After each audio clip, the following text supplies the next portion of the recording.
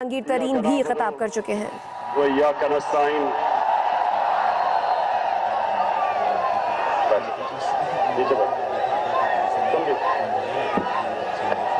راولپور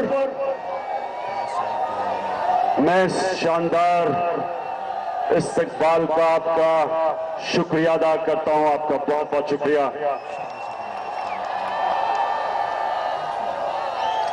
ادھر ہی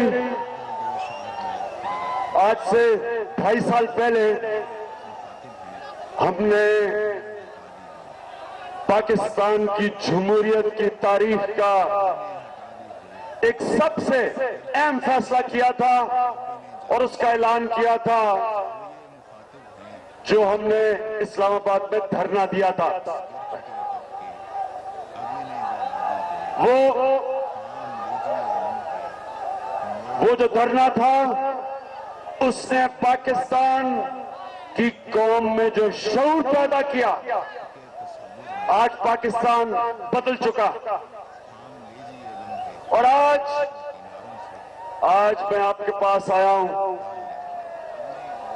ماشاءاللہ آپ کا جنون دیکھ کے، آپ کا شعور دیکھ کے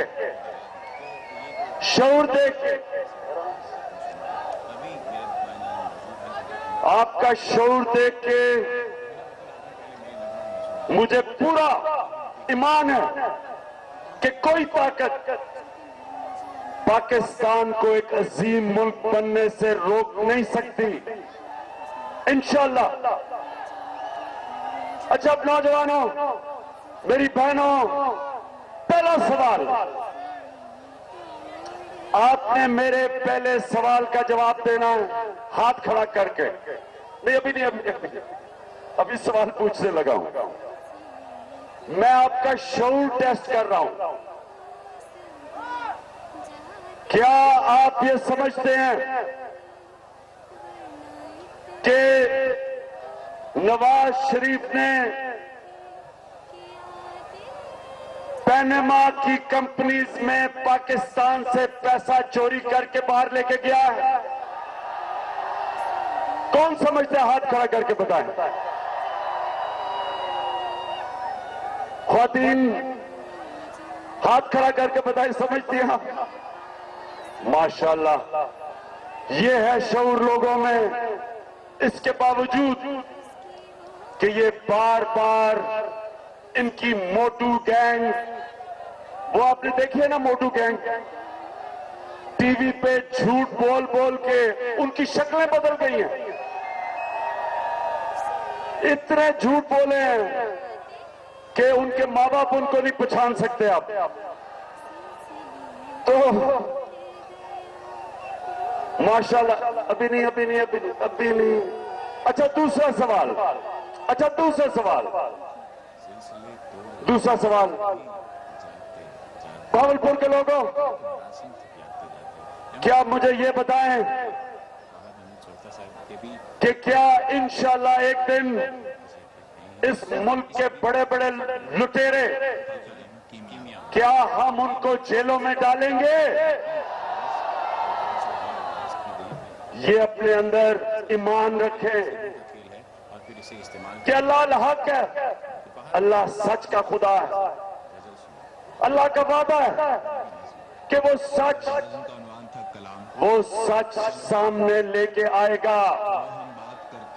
اب میں ذرا سب کو ایک چیز سمجھانا چاہتا ہوں، میں اچھا کھلاڑی تھا کیونکہ میں پریکٹس کرتا تھا،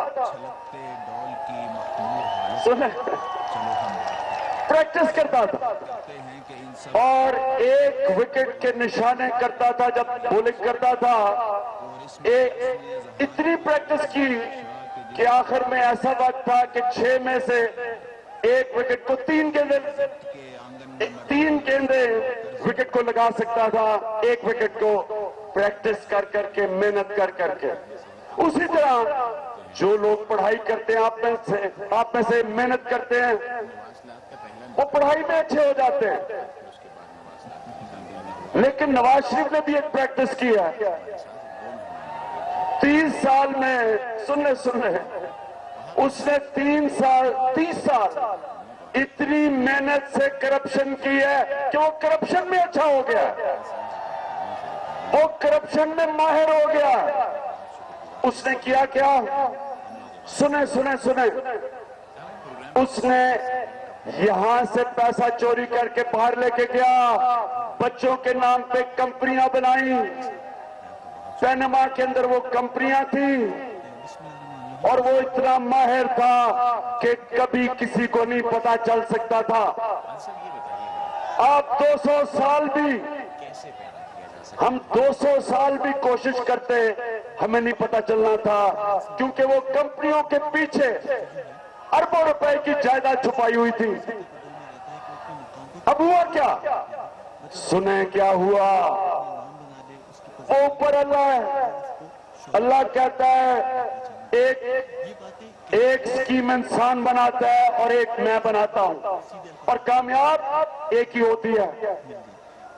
اس کی بدقسمتی کہ ایک ایماندار آدمی اس پینما کی کمپنی میں کام کرتا تھا, جو پینما کی کمپنیاں بناتے تھے.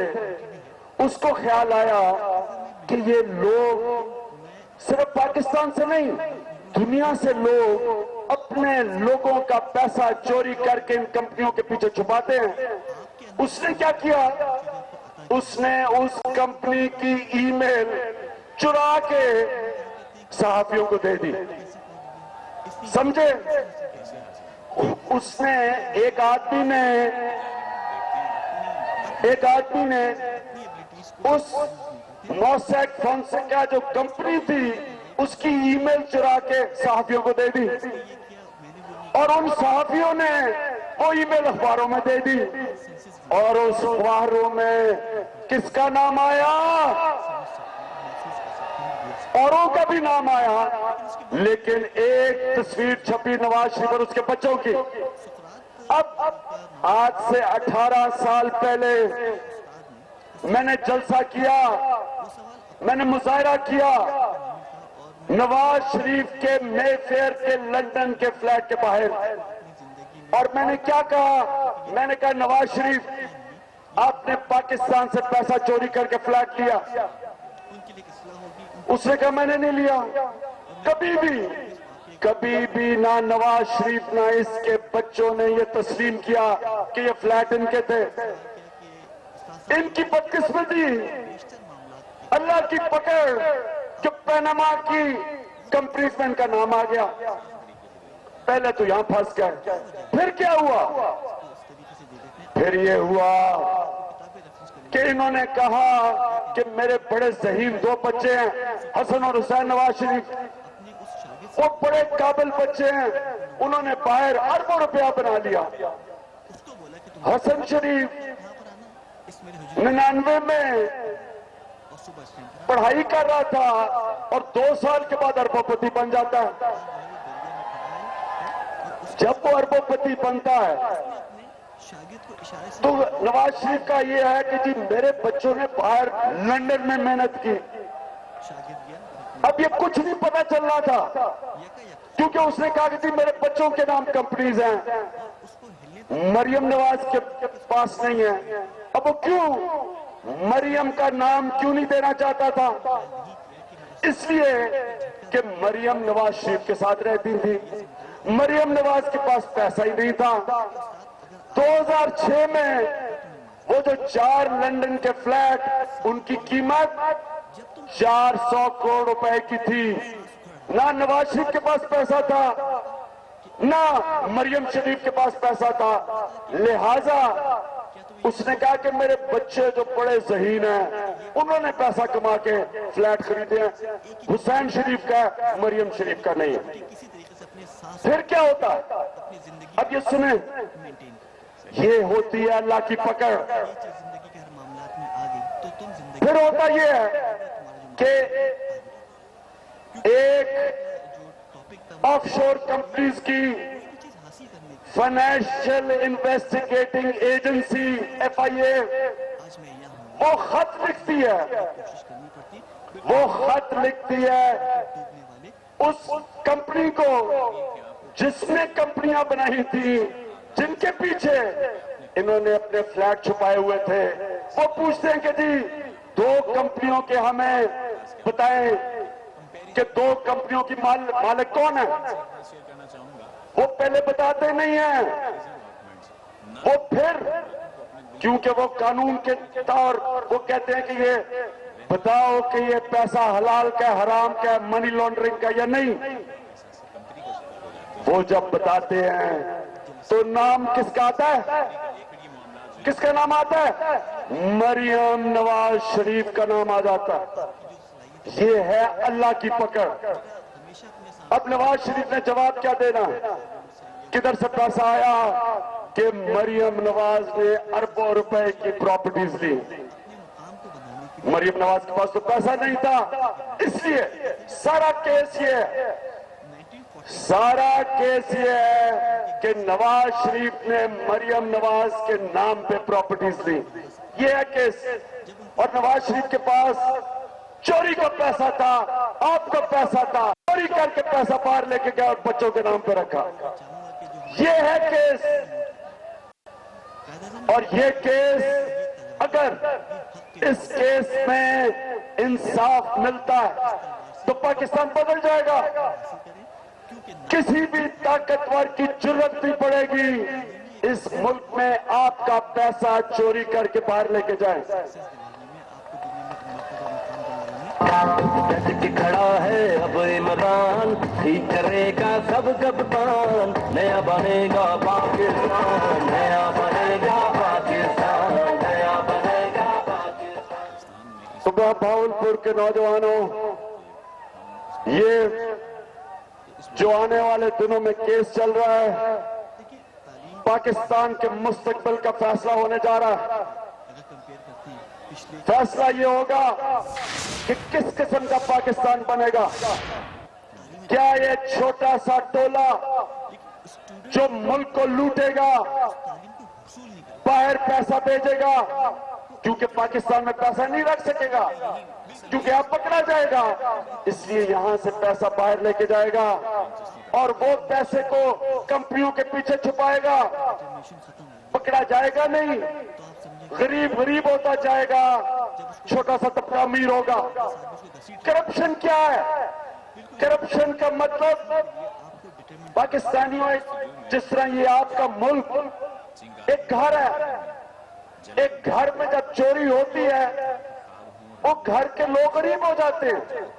جب ایک قوم میں کرپشن ہوتی ہے قوم غریب ہو جاتی ہے۔ جو آپ کا پیسہ جب چوری ہو کے باہر جاتا ہے، ملک کو چلانے کے لیے قرضوں کی ضرورت پڑتی ہے، ملک مقروض ہو رہا ہے۔ پچھلے 8 سالوں میں ہر پاکستانی کے اوپر 8 سال پہلے 35,000 روپے قرضہ تھا، آج ہر پاکستانی کے اوپر 1,20,000 قرضہ چڑھ چکا ہے، آپ کے اوپر چڑھ چکا ہے، ہر پاکستانی پہ۔ کیوں چڑھا؟ کیونکہ ہمارے ملک کا پیسہ چوری ہو کے باہر جاتا ہے اور ہمیں ملک چلانے کے لیے قرضہ لینا پڑتا ہے۔ تو جو نوجوان ہیں یہاں، آپ کو یہ سمجھنا ہے کہ یہ آپ کے مستقبل کی جنگ ہے۔ اگر پیسہ ہی نہیں ہے ملک میں تو آپ کی تعلیم پہ کیسے پیسہ خرچ ہوگا؟ ہسپتالوں میں پیسے چلے گا؟ ملک کو چلانے کے لیے، سڑکیں بنانے کے لیے، پل بنانے کے لیے، ٹرینیں، ٹرانسپورٹ، کدھر سے پیسہ آئے گا؟ تو جب آپ قرضے لیں گے، آخر میں ملک کا جب دیوالیہ نکل جائے گا، یہ لوگ تو باہر بھاگ جائیں گے، ان کے پاس تو محلات ہے باہر، آپ کا کیا بنے گا؟ تو پاکستانیوں اور خاص طور پہ جنوبی پنجاب کے لوگوں، آپ کا تو مستقبل خاص مشکل میں، آپ کے لیے تو خاص مسئلے مسائل ہیں، آپ کا تو ویسے ہی جو حق ہے وہ آپ کو ملتا نہیں۔ 57% پنجاب کا جو ڈیولپمنٹ بجٹ ہے وہ لاہور پہ خرچ ہو رہا ہے، सारे पंजाब का डेवलपमेंट बजट 12 करोड़ पंजाब के रहने वाले लोगों का जो बजट 57% लाहौर पे खर्च होता है। मैं लाहौर से हूं, मुझे तो खुश होना चाहिए, लेकिन मुझे अपने मुल्क के पे अफसोस है, मुझे पंजाब के लोगों के ऊपर अफसोस है।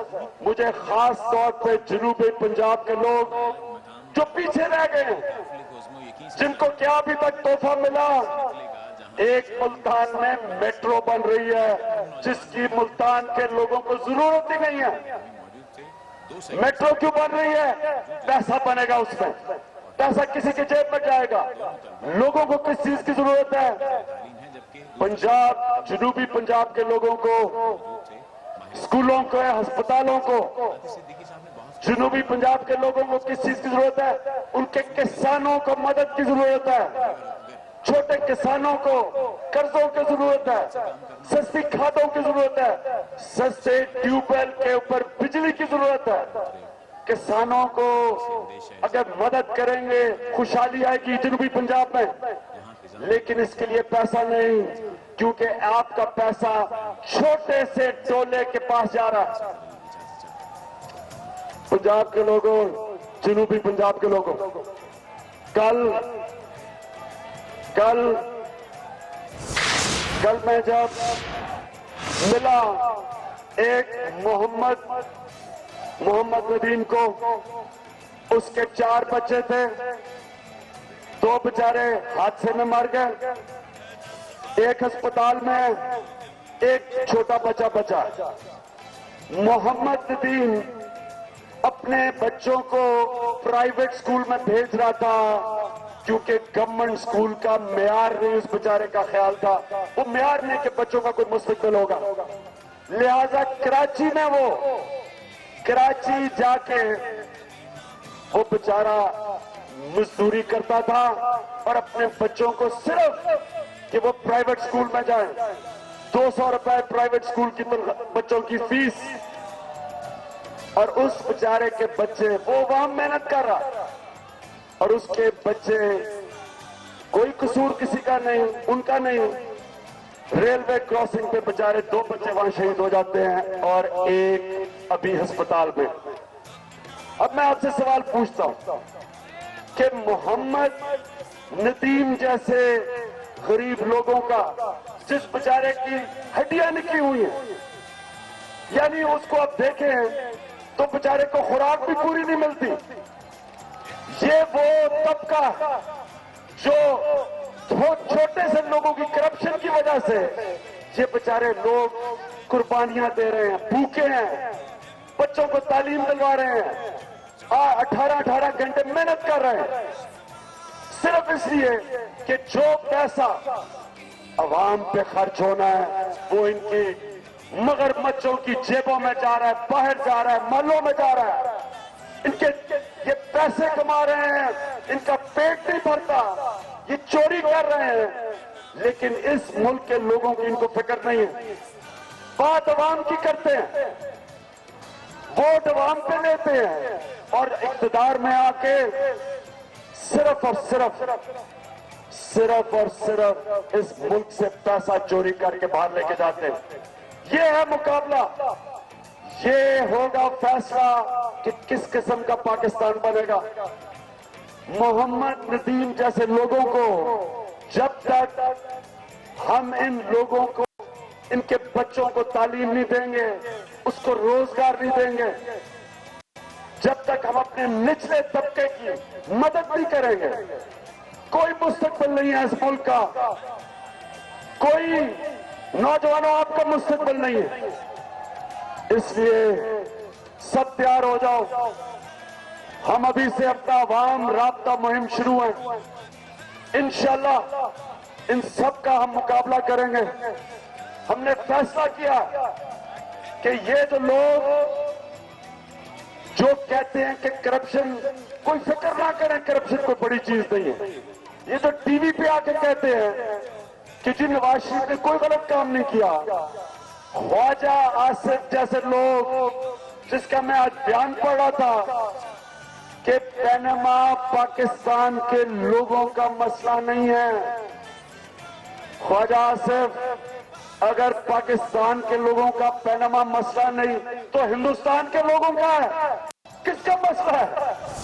پیسہ تو آپ کا چوری ہو رہا ہے اور کہتا ہے پاکستان کے عوام کا مسئلہ نہیں ہے. نوجوانوں کے لیے ہاں، پیش کیا گیا. میں نے سنا ہے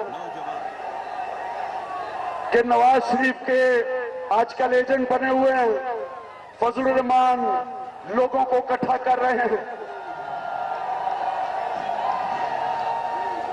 فضل الرحمان آپ جو مرضی کر لیں، جو آگے طوفان آ رہا ہے، جو سونامی آ رہی ہے، نہ آپ نواز شریف کو بچا سکیں گے نہ اپنے آپ کو بچا سکو گے.